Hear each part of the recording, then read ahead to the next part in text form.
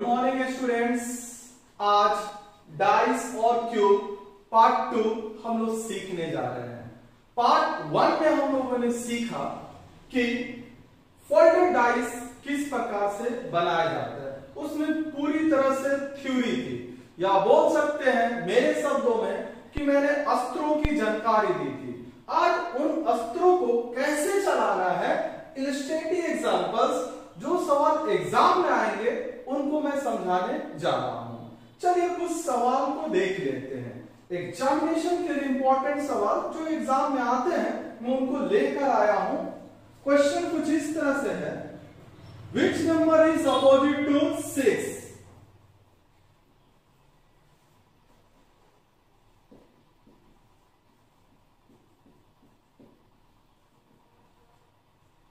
मतलब दिए गए सवाल में 6 के अपोजिट कौन सी संख्या होगी।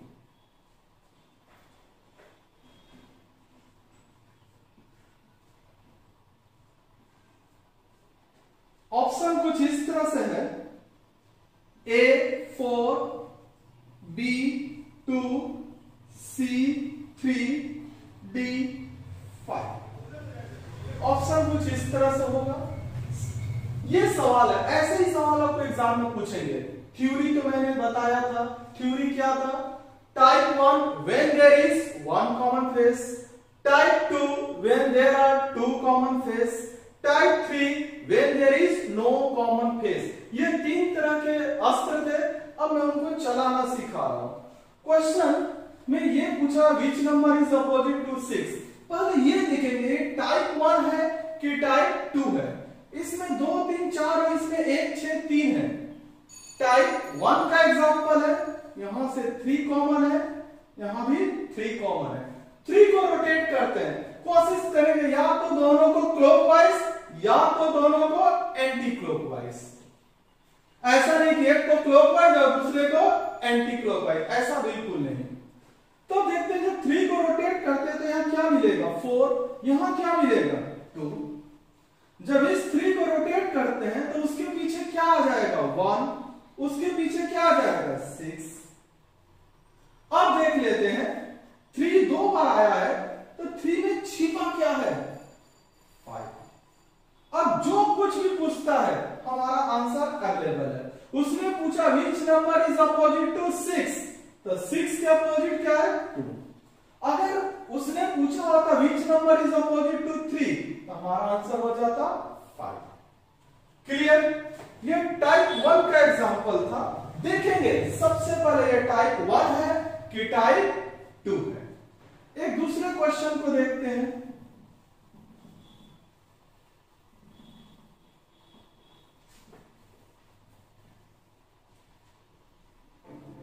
दूसरा क्वेश्चन है which number is opposite to 3?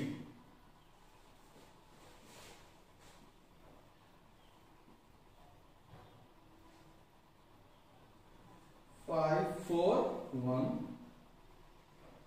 3, 5, 1। Options A 6, B 2, C 4 and D 5। ये हमारा सवाल होगा। सवाल में आपको ये दिखाई दे रहा होगा कि टाइप 1 है कि टाइप 2। देखते हैं 5 4 1 3 5 1। दो संख्याएं कॉमन दिखाई दे रही है 5 और 1। तो जब 5 और 1 यहां पर कॉमन है, 5 और 1 यहां पर कॉमन है, तो 4 का अपोजिट क्या मिलेगा 3।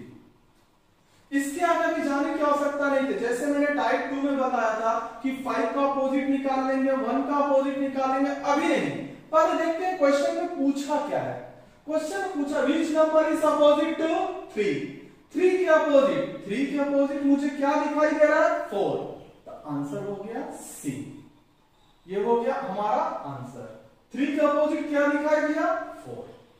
टाइप 1 टाइप 2 टाइप 3 पार्ट 1 में मैंने पढ़ाया है। अच्छी तरह से दोहराने के बाद इस वीडियो को देखिएगा। एक दूसरे सवाल को और देखते हैं।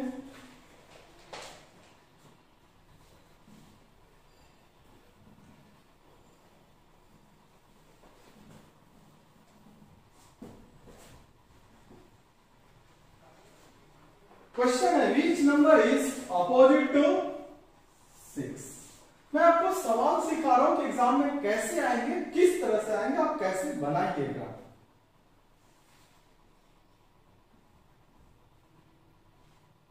Four 6 5 2 5 6। Option A1 B2 B3 C4 D either 1 और 3। ठीक हो गया। सवाल को देखते हैं। इस यहां 4 6 5 है और यहां 2 5 6 है। दोनों में कॉमन क्या क्या दिखाई दे रहा है? यहां पर तो 6 ऐसे कॉमन दिखाई दिया, फिर 5 कॉमन दिखाई दिया, यानी ये टाइप 2 का एग्जांपल है। दो गिवन पोजीशंस कॉमन है। तो देखते हैं बचा क्या, 4 का अपोजिट क्या होगा 2। यहां से 4 लेंगे और यहां से क्या मिलेगा 2। आप भरभरी कर सकते हैं, जरूरी नहीं कि लिखना ही है, भरभरी कर सकते हैं। 4 का अपोजिट 2। अब देखिए ऑप्शन में पूछा था 6 का अपोजिट। पिछले सवाल के ही जैसा सवाल है लेकिन पूछने का अंदाज बदल गया है। तो 6 के अपोजिट निकालने के लिए हमारे पास 6 है और ये क्या 5 है। चूंकि 6 और 5 दो बार आ गए हैं तो कौन सी दो संख्या छिप गई है? ऑब्वियसली एक छिप गई है और एक 3।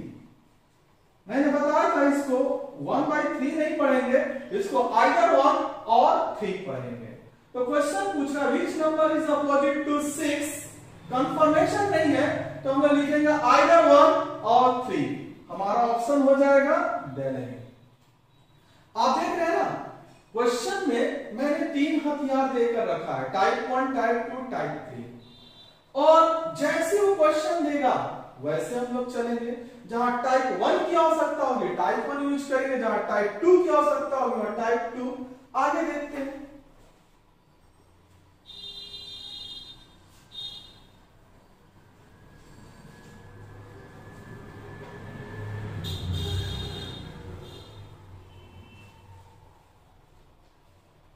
इस सवाल को देखिए which number is opposite to 2।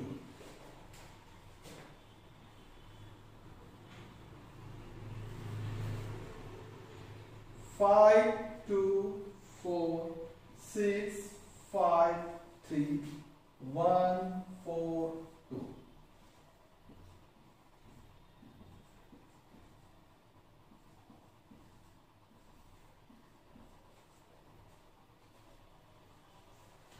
यहां पर देखिए एक ही डाइस के 3 पोजीशंस दिए हुए हैं। आप गौर कीजिएगा, मैंने टाइप 1 पढ़ाया था तो 2 ही पोजीशन लेकर पढ़ाया था, टाइप 2 भी पढ़ाया था तो 2 ही पोजीशंस लेकर पढ़ाया था, टाइप 3 भी पढ़ाया था तो 2 ही पोजीशन। लेकिन मैंने बताया था कि 2 या 2 से अधिक पोजीशन जरूर देंगे, दे सकते हैं। जैसे यहां पर 3 पोजीशंस दिया है तो आपको घबराने की आवश्यकता नहीं है। 3 के जगह 4 पोजीशन भी दे सकता था, 5 भी दे सकता था, लेकिन हम लोग को मतलब केवल 2 पोजीशन है। जब ऐसी स्थिति रहे, मैं सीधे बोल रहा हूं, जब 2 पोजीशन देता है तो उसकी मर्जी चलेगी, टाइप 1 यूज करे कि टाइप 2 यूज करे कि टाइप 3 यूज करे। लेकिन जहां 2 से अधिक दे देगा तो हमारी मर्जी चलेगी, और हमारी मर्जी, हमारी भलाई इसी में है कि हम लोग टाइप 1 ज्यादा से ज्यादा यूज करें। टाइप 2 में आइदर और आ सकता है, टाइप 3 में वेरिफिकेशन वाली बात आ सकती थी कि 1 का अपोजिट 6, 2 का अपोजिट 5, 3 का अपोजिट 4। लेकिन टाइप 1 तुरंत हमारा आंसर ला देगा, इसलिए ज्ञाता लोग यही बोलते हैं कि टाइप 1 ही यूज कीजिए। क्लियर? तो which number is opposite to 2। पर हम लोग देखेंगे इन दोनों में टाइप 1 लागू होगा कि इन दोनों में लागू होगा कि इन दोनों में लागू होगा। किसी 2 को सिलेक्ट कर लेते हैं जिसमें टाइप 1 लागू हो, यानी 1 कॉमन फेस लागू हो। तो देखते हैं इसमें 5 2 4 है, इसमें 6 5 3 है, कॉमन फेस दिखाई दे दिया 5।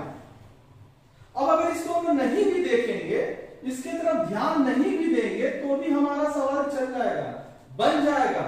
तो आप क्वेश्चन में ये कर सकते हैं कि सर ये एक्स्ट्रा दिया क्यों है, थोड़ी देर बाद उसका आंसर दे रहा हूं। ये देखिए इन दोनों को लेकर चलने में हमारा काम हो जा रहा है। तो 5 को मैं जैसे ही रोटेट करूंगा तो 5 के पीछे क्या छिपा हुआ है 2, ठीक उसके पीछे, उसके बाद 4, यहां 5 के पीछे क्या छिपा हुआ है 3, ठीक उसके पीछे 6। अब 5 के अपोजिट क्या आपको दिखाई देगा 1, 5 के अपोजिट 1। अब आपसे पूछा क्या है which number is opposite to 2, 2 के अपोजिट क्या दिखाई दे रहा है 3, आपका आंसर हो जाएगा ए। क्लियर? फिर बोल रहा हूं जब 2 या 2 से अधिक पोजीशंस दिए रहेंगे तो कोई 2 पोजीशन लेकर चलना है जिससे हमारा सवाल बन जाए, और सवाल बनने में सहूलियत के लिए हम लोग कोशिश करेंगे टाइप 1 देखें। एक और सवाल को देखिए,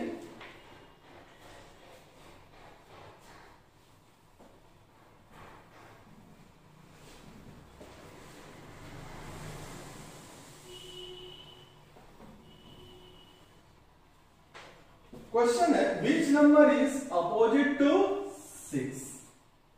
इस बार डाइस के 4 पोजीशन आपको दिए जाएंगे,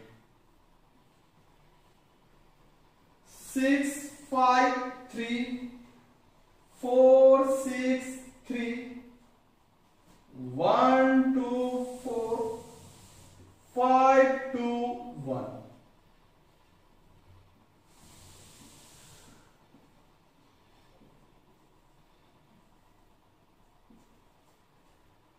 एक बात और कहना चाहूंगा, कहीं आपको 2 से अधिक पोजीशन दिखाई दे रहा है 3 या 4 और टाइप 2 की संभावना है तो भूल जाइए, आपको केवल टाइप 1 ही लेकर चलना होगा जब 2 से अधिक पोजीशन है। मैं अपनी बातों को रिपीट कर रहा हूं, जब 2 पोजीशन दिया है तो उसकी मर्जी चलेगी, टाइप 1 पे सवाल बनेगा कि टाइप 2 पे बनेगा कि टाइप 3 पर। लेकिन जहां 2 से अधिक पोजीशन दे रहे हैं तो हमारी मर्जी चलेगी, और हमारी मर्जी है टाइप 1। देखते हैं 6 5 3 6 4 3। अगर इन दोनों को लेकर चलते हैं तो 6 3 6 3 कॉमन है, नहीं लेकर चलने में भलाई है। इन दोनों को देखते हैं 1 2 4, इन दोनों में कुछ भी कॉमन नहीं है, यानी टाइप 3 जैसा लग रहा है। इन दोनों को देखते हैं 5 2 1, दोनों में कॉमन क्या है 5। इसका मतलब हम लोग इसको और इसको लेकर चल रहे हैं। क्यों लेकर चल रहे हैं? हमारा टाइप 1 क्लियर हो जाएगा। 6 5 3 5 2 1। अब आप इन दोनों को भूल जाइए ना, कोई फर्क पड़ने वाला नहीं है। एक ही डाइस का अलग अलग पोजीशन है, उस पोजीशन से नहीं बन रहा, इस पोजीशन से बन गया। समझ में आया? इस पोजीशन से, इन दोनों पोजीशन से गलत होने की भी संभावना, इधर और भी आ सकता है, लेकिन इस पोजीशन से कंफर्म आंसर आएगा। अब देखिएगा दोनों में 5 कॉमन है, रोटेट किया जा रहा है। जब मैं 5 को रोटेट कर रहा हूं तो 3 और 6 मिलेगा। जब यहां 5 को रोटेट कर रहा हूं तो 2 और 1 मिलेगा। 5 के अपोजिट क्या दिखाई देना चाहिए 4 छिप गया था। क्वेश्चन पूछा है which number is opposite to 6। देखिए 6 के अपोजिट क्या है 1। मैं जानता हूं आपके दिमाग में क्वेश्चन चल रहा होगा, सर ये एक्स्ट्रा पोजीशन क्यों दिया है, वो बताने जा रहा हूं। क्लियर? इसके बाद वाले सवाल में मैं बताने जा रहा हूं, ठीक है। नेक्स्ट देखिए सवाल को,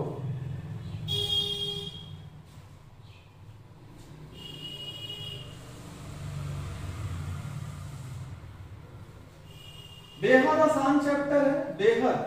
बस पार्ट 1 वीडियो अच्छी तरह से देखिए, पार्ट 2 क्लियर हो जाएगा। अब देखिए यहां पर नंबर नहीं पूछेगा, पूछेगा which symbol is opposite to cross. ये क्रॉस है, देखते हैं सवाल कैसे होगा।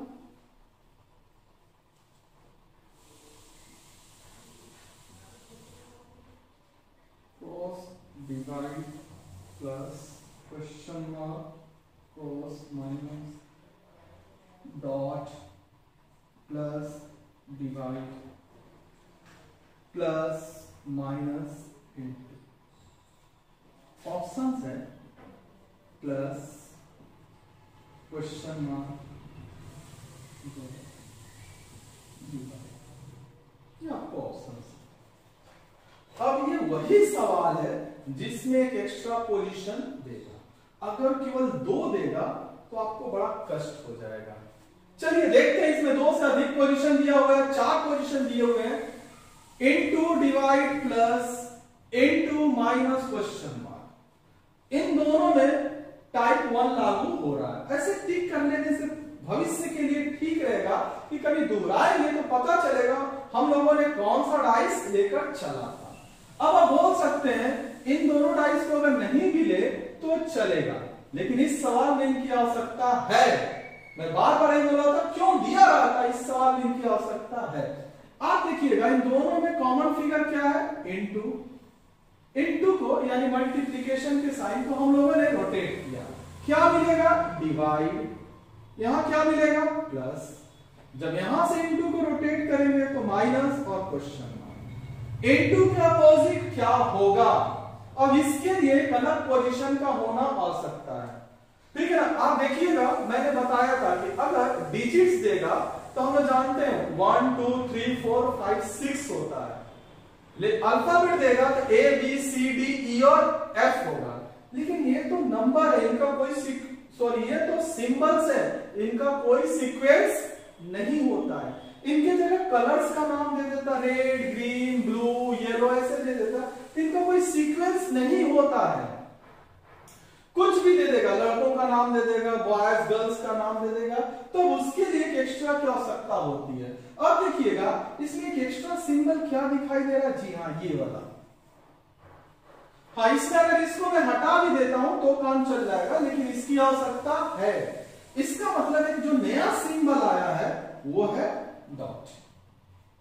तो क्वेश्चन राइज ये हो रहा है which symbol is opposite to cross. तो क्रॉस के अपोजिट क्या दिखाई दे रहा है, डॉट, और इसीलिए हमारा आंसर क्या हो जाएगा, सी। अब पता चला 2 या 2 से अधिक पोजीशन क्यों दिया जाता है, इसी कारण बस। नेक्स्ट,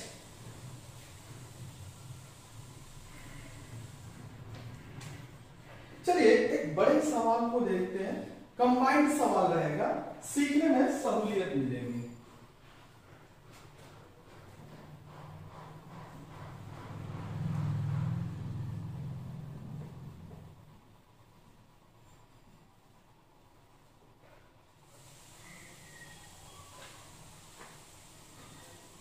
क्वेश्चन कुछ ऐसे हैं,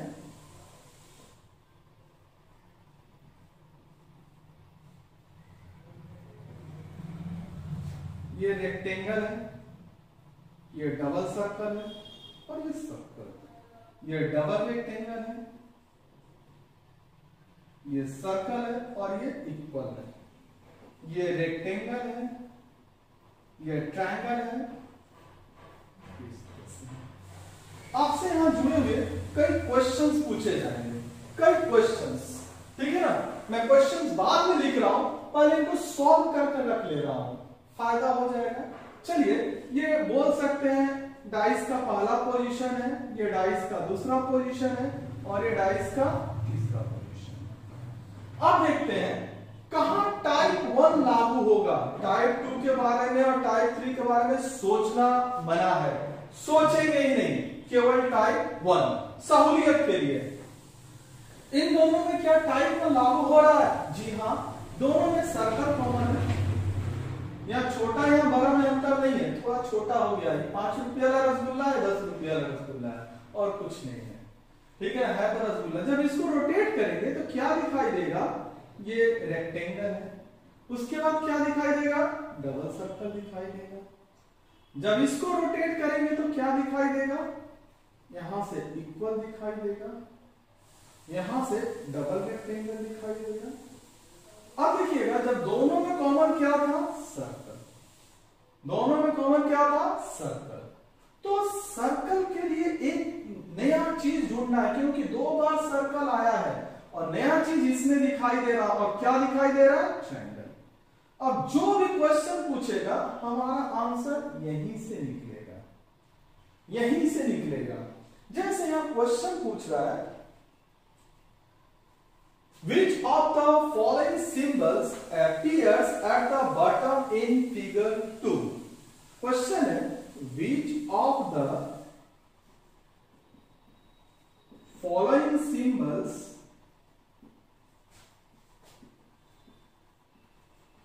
appear at the bottom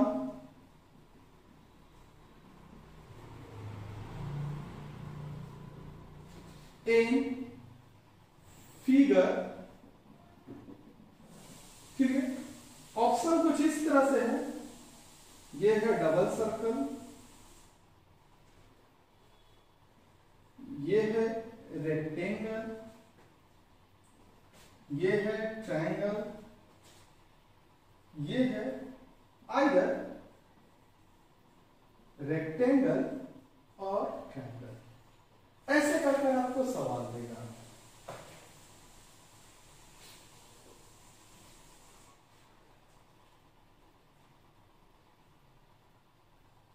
सवाल को देखिए, बोला which of the following symbols appear at the bottom in figure 2?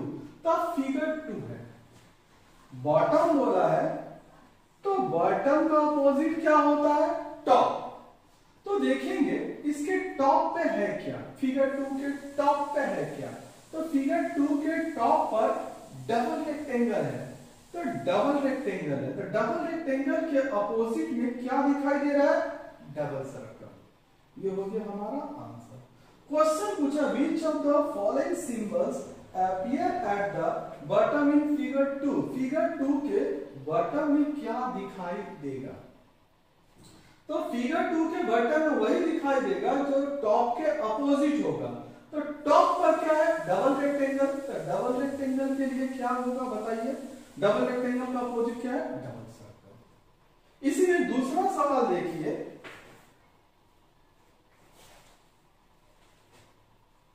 अगर इसको, ठीक है,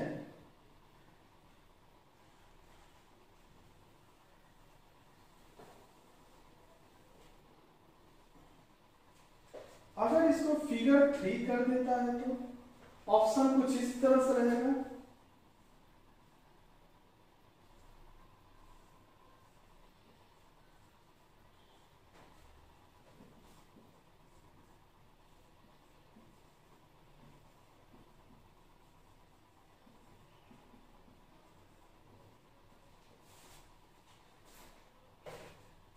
क्वेश्चन है which of the following symbols appears at the bottom in figure 3? Figure 3 ये है, फिगर 3 के टॉप पे क्या है? रेक्टेंगल। फिगर 3 के टॉप में रेक्टेंगल, तो रेक्टेंगल के अपोजिट में देखेंगे क्या है? इक्वल। हमारा आंसर हो जाएगा इक्वल। ये हुआ कुछ इलस्ट्रेटिव एग्जांपल। इलस्ट्रेटिव एग्जांपल किस पर थे? फोल्डेड डाइस पर। ये किस पर थे? फोल्डेड डाइस पर। क्लियर? उम्मीद करता हूं फोल्डेड डाइस क्लियर हुआ होगा। अब चले आते हैं अनफोल्डेड डाइस। अनफोल्डेड डाइस,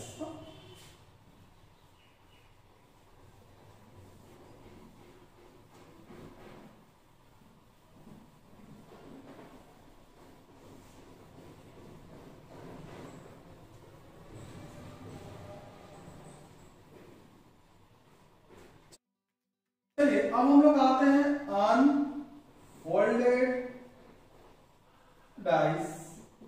इसी को हम लोग क्या बोल सकते हैं? ओपन डाइस और ओपन डाइस। इस पर आते, इसके दो ही पैटर्न होते हैं, दो ही टाइप होते हैं, ठीक है ना? इसके दो ही टाइप होंगे। मैंने बोला था कि डाइस दो पैटर्न पे आता है, एक होता है फोल्डेड, दूसरा होता है अनफोल्डेड। फोल्डेड के बारे में हम लोगों ने पढ़ लिया, टाइप 1, टाइप 2, टाइप 3, अभी अभी एग्जांपल्स देख लिया। अब चले आते हैं अनफोल्डेड या ओपन डाइस। जब फोल्डेड यानी क्लोज डाइस इतना आसान था, तो अनफोल्डेड वाकई इससे आसान होगा। देख लीजिए कैसे आएगा। फिर मैं अस्त्रों का परिचय कराने जा रहा हूं, इसके बाद मैं सवाल बता दूंगा। बेहद आसान है। देखिए ये होता है पैटर्न 4+2। 4+2 इसलिए कि 4 और 2 मिलकर क्या हो जाएंगे? 6। कुछ इस तरह हो गया 4, 2 कहीं भी दे सकता है, एक यहां दे सकता है, एक यहां दे सकता है। यहां लिख दिया जो randomly A B C E F D, कुछ भी लिख दिया। अगर ये हॉरिजॉन्टल फॉर्म में होता तो कुछ इस तरह से होता। फिर बोल रहा हूं 2 कहीं भी दे सकता है, यहां भी दे सकता था, यहां भी दे सकता था, यहां रैंडमली कुछ भी लिख दिया। अब इस तरह से आपका सवाल रहेगा, ठीक है ना। लेकिन सवाल कैसे पूछेगा बाद में बता रहा हूं, पहले मैं टाइप को सिखा रहा हूं। पहले आपको अपोजिट निकालना है। जी हाँ, बेहद आसान है। एक का घर छोड़कर A का अपोजिट C, B का अपोजिट F। देखिए, एक का घर छोड़कर A का अपोजिट C, B का अपोजिट F, तो बच क्या गया यहां E, और यहां क्या बच गया D। E का अपोजिट ये हो गया। लेकिन सवाल ऐसे नहीं आएगा, सवाल थोड़ा सा घुमा देगा, आसान रहेगा। यहां पर एक का घर छोड़ते हैं तो एक का अपोजिट 4, एक घर छोड़ते हैं 5 का अपोजिट 3, बच क्या गया 2, वहां क्या हो गया 2 का अपोजिट 6। एक बात याद रखिए, अगर मैं लिखा हूं पैटर्न 4 + 2, तो ये 1 2 3 4 + 2 अलग से आएंगे, ये 1 2 3 4 + 2 अलग से आएंगे। ये टाइप 1 हुआ, बेहद आसान है। अगर आप डाइस के अपोजिट फेस को निकाल लेते हैं तो सवाल कुछ भी पूछेगा आप बना सकते हैं, ठीक है। दूसरे टाइप को देखते हैं।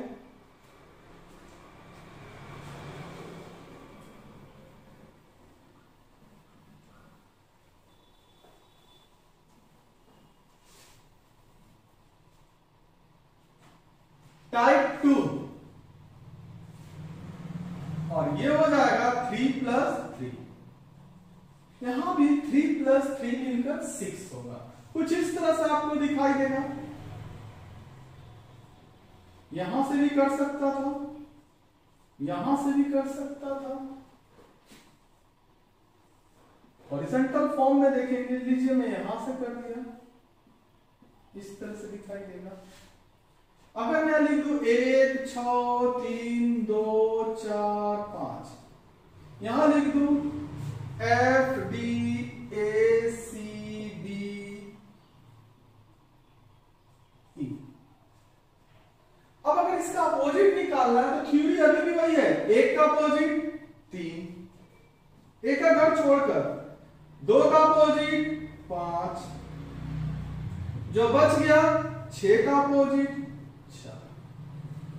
यहां पर कोई थ्योरी, F का अपोजिट A, C का अपोजिट E, जो बच गया D का अपोजिट D। एक अगर छोड़कर पैटर्न 3 + 3 भी उसी तरह से जैसे पैटर्न 4 + 2 था, कुछ नया नहीं था, कुछ एक स्टाइल है जो 4 + 2 मिलकर 6 हो गया, 3 + 3 मिलकर 6 हो गया। तो आप बोल सकते सर 1 + 5 क्यों नहीं आ सकता है, या 5 + 1 क्यों। जब एक्चुअली जब डाइस ये पूरी तरह से अनफोल्ड है यानी ओपन है, जब इसको फोल्ड करेंगे ना तो एक डाइस का ऐसी रचना बनाएगा कि इस तरह से दिखाई देगा। लेकिन 1 + 5 में ऐसा लागू नहीं हो पाएगा, इसलिए वो कोई पैटर्न के रूप में है ही नहीं। 2 ही पैटर्न आपको मिलेंगे, 4 + 2 और 3 + 3, इसके अलावा कोई पैटर्न नहीं है। चलिए इसके ऊपर कुछ सवाल दिखा दे रहा हूं आप लोगों को, समझ में आएगा कैसे सवाल पूछेगा। समझ में आ रहा होगा, बेहद आसान है। मैंने वीडियो 1 में बोला था कि ये इतना आसान चैप्टर है कि आप सीखकर किसी दूसरे को भी सिखा सकते हैं। देखिएगा, देखिए इसका सवाल कैसे आएगा। Question number 1, which dice is identical to the unfolded paper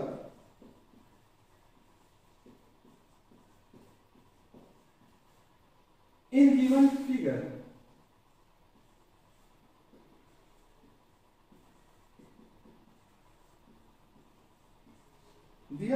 कुछ इस तरह से।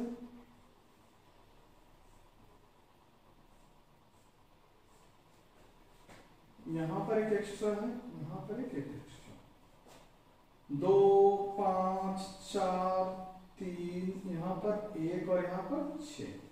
आपको 4 ऑप्शन दिए गए हैं, ये ऑप्शन है, ऐसे दिया रहेगा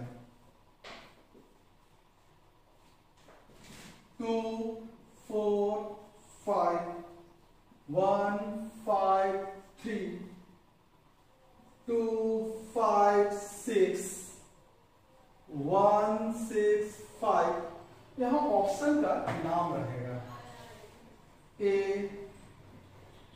B C और D।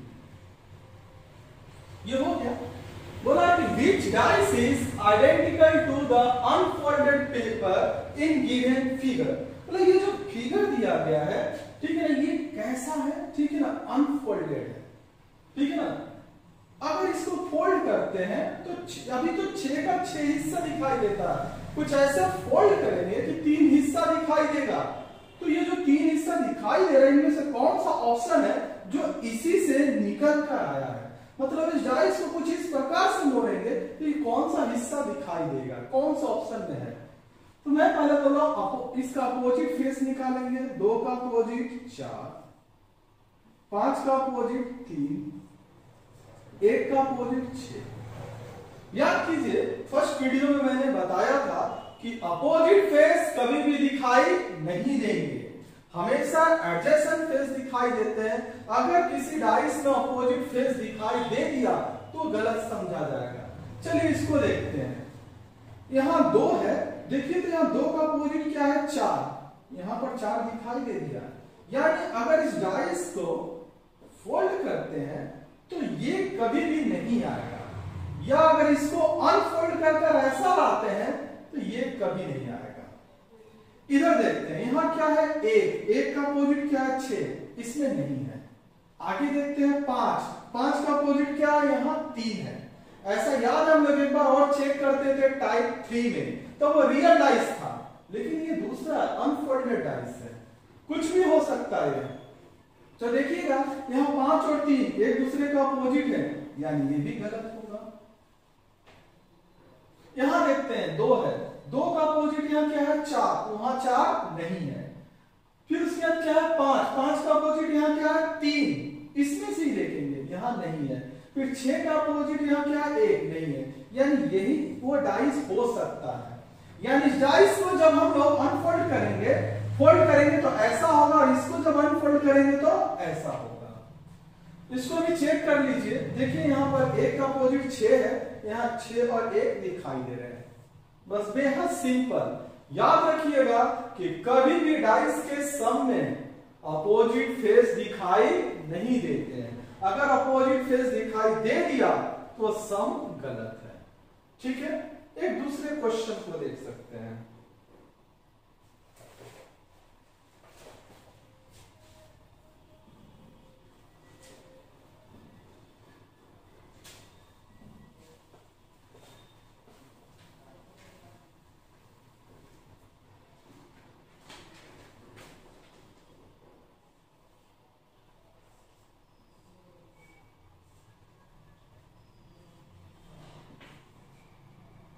फाइव 4 3 6 1 2 ऑप्शन ऐसे ही रहेगा।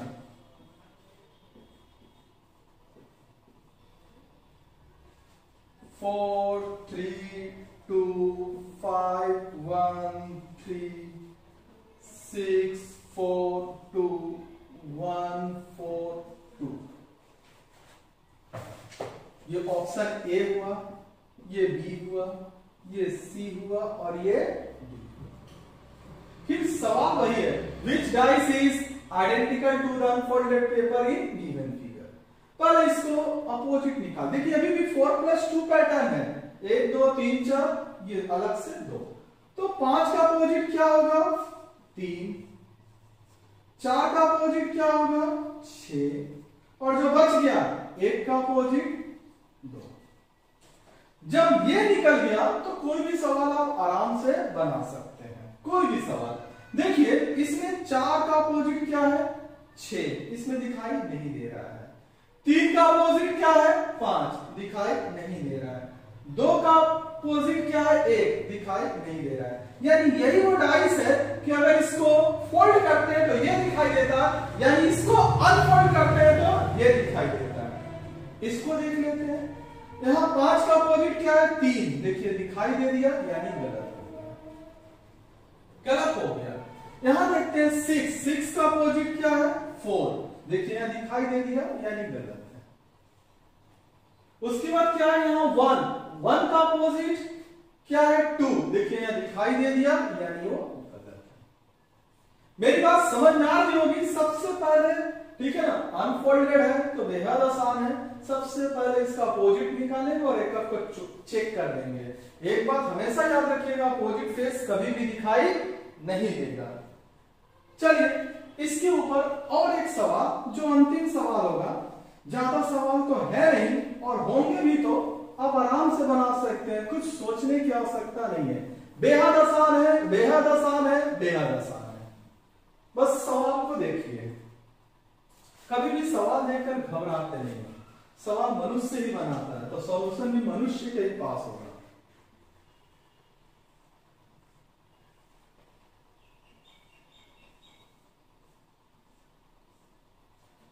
ये थोड़ा डायग्रामेटिक है, इसमें आपको डायग्राम देखने को मिलेंगे। ऑप्शन को देखते हैं।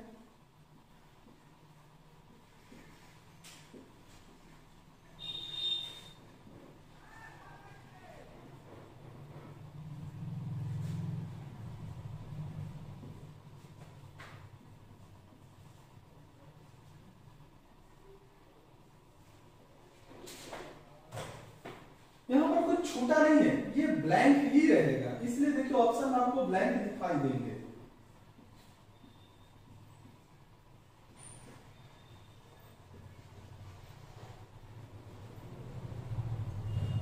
अब देखिएगा, सबसे पहले हम लोग अपोजिट निकाल लेते हैं। सबसे पहले अपोजिट, ये हो गया इसका अपोजिट, चाहे तो आप लिख सकते थे ये जो तिरछी लाइन गई है इसका अपोजिट, रेक्टेंगल हो गया। इसका अपोजिट माइनस का अपोजिट सर्कल हो गया, ये दोनों बच गए, यानी ब्लैंक का अपोजिट इंटू। देख लीजिए इसका अपोजिट है, इसका अपोजिट है, ये बच गया। अब देखेंगे इनमें से कौन सा डायग्राम सही है, कौन सा।